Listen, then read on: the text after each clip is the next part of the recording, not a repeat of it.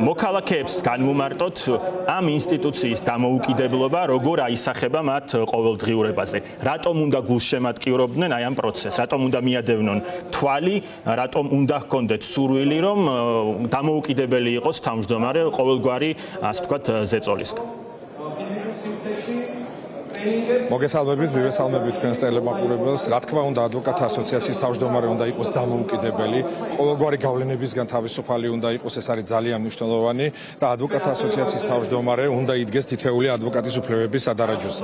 დღეს ადვოკატთა ასოციაციის თავმჯდომარე და ზოგადად ადვოკატთა ასოციაცია არ დგას ადვოკატთა უფლებების დაცვაზე, შესაბამისად, როცა ადვოკატის უფლებები არ არის დაცული ქვეყანაში, ბუნებრივია, რომ ადამიანის უფლებები ვერ იქნება დაცული.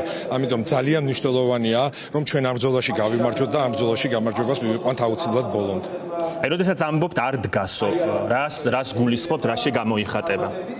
რაში გამოიხატება და როდესაც ადვოკატებს აქვს პრობლემები, როდესაც ადვოკატების მიმართ მიმდინარეობს სისხლისამართლებრივი დევნა, ადვოკატთა ასოციაციის თავმჯდომარე და ადვოკატთა ასოციაცია ელოდება გამოძიებას, უბრალოდ თვალყური უნდა მიადევნონ, არადა პირიქით უნდა იყოს ეს 24 საათი უნდა იდგნენ ადვოკატის უფლებების დაცვის სადარაჯოზე.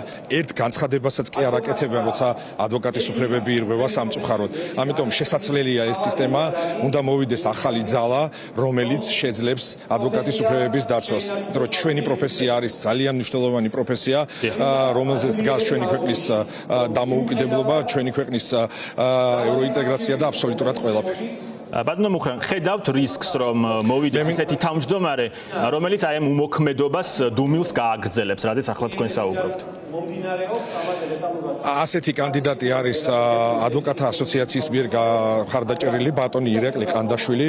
თუ გაიმარჯვებს ბატონი ირაკლი ყანდაშვილი, იქნება აბსოლუტური დუმილი, სრული სტაგნაცია ადვოკატთა ასოციაციაში, იმიტომ რომ ის იყო აღმასრულებელი საბჭოს წევრი 8 წლის თუ 9 წლის მანძილზე დაახლოებით და ამ პერიოდის მანძილზე არც ერთი განცხადება, არც ერთი კანონპროექტი პარლამენტში შეტანილი, არანაირი აქტივობა მას არ ჰქონდა, როდესაც მას ამის უფლება ჰქონდა, იმიტომ რომ აღმასრულებელი საბჭოს წევრს აქვს უფლება, ერთი ხმის უფლება აქვს, როგორც თავმჯდომარეს და ის იღებს სხვა კოლეგებთან ერთად გადაწყვეტილებებს. მე ხა აქვე მინდა გითხრათ, რომ დღეს ჩვენ სამმა ჯგუფმა სრულად დავაკომპლექტეთ ხმის დამცველი კომისია.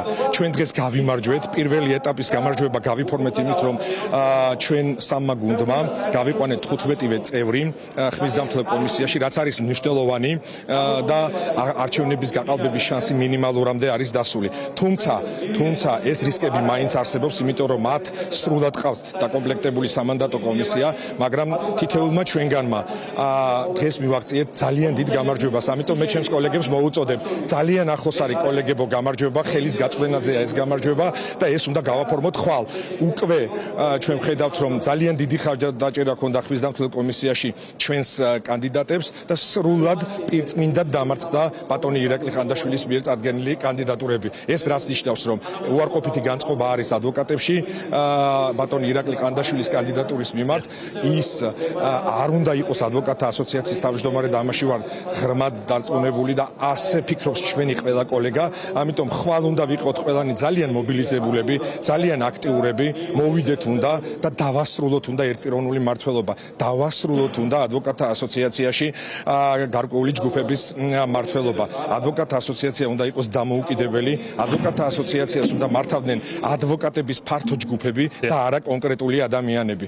ამიტომ კოლეგებო, დღევანდელი ხმის დამცველი კომისიაში ჩვენი ჯგუფის და ჩვენი გუნდის, სამი გუნდის გამარჯვება არის ძალიან მნიშვნელოვანი. კოლეგებო, გთხოვთ, რომ ხვალ ყველანი მოდით არჩევნებზე და საღამოს ჩვენ გავიფორმებთ აუცილებლად გამარჯვებას, ამაში ვარ დარწმუნებული. აი, თქვენ ახსენეთ ირაკლი ყანდაშვილს ასოციაცია უჭერს მხარსო, რას გვეტყვით იმაზე, რომ აშკარად ის არის ქართული ოცნების ფავორიტიც, პროპაგანდის მთელი კამპანია ამაზე მეტყველი. მე პირდაპირ შემიძლია გითხრათ, რომ არ ვიცი ვისი ფავორიტია ირაკლი ყანდაშვილი, მე ვიცი, რომ ბატონი ირაკლი ყანდაშვილს სრული მხარდაჭერა ჰქონდა ადვოკატთა ასოციაციის და ბატონი დავით ასათიანის, რომელიც პირდაპირ იყო ჩართული მის საარჩევნო კამპანიაში. ადვოკატთა ასოციაცია ატარებდა ვითომდა ტრეინინგებს, არადა რეალურად და მომხსენებელი იყო ბატონი ირაკლი ყანდაშვილი და რეალურად ტრეინინგები კი არ ტარდებოდა. იწყებოდა, არამედ საარჩევნო კამპანია ტარდებოდა და ადვოკატთა ასოციაციის რესურსს იყენებდა ეს ადამიანი, ამავე დროს ამას ხარს უჭერდა რა თქმა უნდა ბატონი დავით ასათიანი. ჩვენ ეს ერთპიროვნული მმართველობის დასასრულის დასაწყისი დღეს გავაფორმეთ ხმისდათვლილი კომისიის წევრების სრული გამარჯვებით. ბატონ ირაკლი ყანდაშვილთან დაკავშირებით საუბრობდით. რასაც თქვენ აღწერთ, მოკლედ, მინიმუმ შეგვიძლია იმის თქმა, რომ ის არის პრივილეგირებული კანდიდატი. აი, ახსენეთ, რომ ტრენინგებს ატარებდნო და რეალურად კამპანიაში იყო ჩართულია. რა თქმა უნდა, მე მინდა ჩემს კოლეგებს უთხრა და ასევე საზოგადოებას, რომ ის იყო პრივილეგირებული კანდიდატი. ეს იყო ფაქტი, მე რეგიონები რო შემოვიარე და ხვდებოდი ჩემს კოლეგებს. ამ დროს ადვოკატთა ასოციაცია სპეციალურად ნიშნავდა მედიაციის ტრენინგებს და ყველას თხოვდა სავალდებულოდ მოსვლას. როდესაც იწყებოდა ტრენინგები, იწყებოდა რა თქმა უნდა თავიდან, მაგრამ შემდეგ მიდიოდა საარჩევნო კამპანია. აქედან გამომდინარე, ჩვენ სხვა კანდიდატები თანაბარ პირობებში არ ვიყავით. და არ ქონდა იმის შესაძლებლობა, რომ ასეთი რამით გვესარგებლა. ადვოკატთა ასოციაცია არც ერთ კანდიდატს არ უნდა უჭერდეს მხარს, ის უნდა იყოს ნეიტრალური, მაგრამ სამწუხაროდ პირიქით მოხდა. თუმცა დღეს გამოჩნდა, რომ ამან უკურ რეაქცია გამოიწვია თითოეულ ჩვენს კოლეგებში. აი, ასოციაციაში როგორ გაპროტესტდა ეს ამბავი? იყო თქვათ კრიტიკა აი ამ ერთგვარ შეფარულ საარჩევნო კამპანიასთან დაკავშირებით?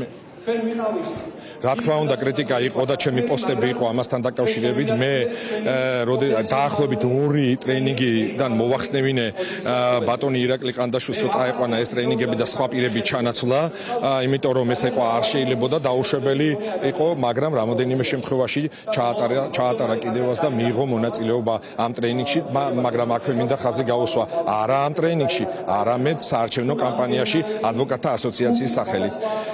თუმცა ადვოკატები ძალიან ჭკვიანი და გონიერი ადამიანები არიან და ამან გამოიწვია უკურ რეაქცია, რაც დღეს ჩვენ დავინახეთ ხმისდამთვლელი კომისიის არჩევის დროს.